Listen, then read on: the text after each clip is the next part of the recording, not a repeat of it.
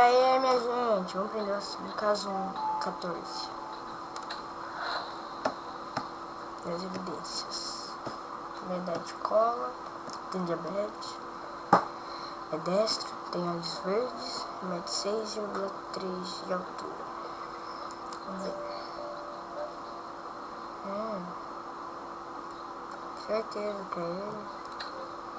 Ela não é, muito menos ele quase. Só não tem olho verde. Só bate duas.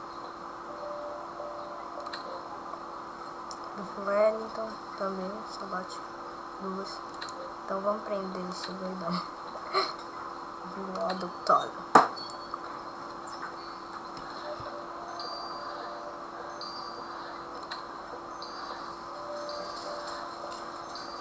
Culpado. Finalmente, achei que vocês nunca somariam 2 mais 2. Quer dizer que você estava esperando que prendêssemos? É claro, eu ainda dei uma forcinha pra vocês. Agora todo mundo vai saber o meu nome, ninguém mais vai me ignorar. Ai, meu Deus, que burro. O vice com certeza não. Adutório, você está preso, tem direito de permanecer calado. Esperei tanto pra ouvir essa frase, não tenho ideia do quanto você está me fazendo feliz, sargento. Ai, meu Deus. Ai, que filho da... Bertolli, o senhor se declara culpado pelo assassinato de Lucy Campbell? É claro, eu sou culpado com muito orgulho. Meu Deus do céu.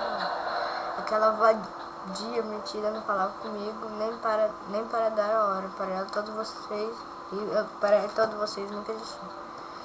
Ah, lá vem o Aldo com seu carrinho de limpeza. Ah, que pobretão. Olha quem tá rindo agora.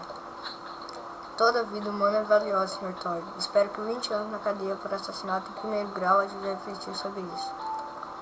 20 anos não são nada. Aposto que todo mundo ainda vai lembrar do meu nome quando eu sair. E se não lembrar, ainda dou um jeito nisso. Cara louco! Muita gente procura por bodes expiatórios para dar propósito à vida. Pessoalmente, um churrasco no fim de semana já me basta.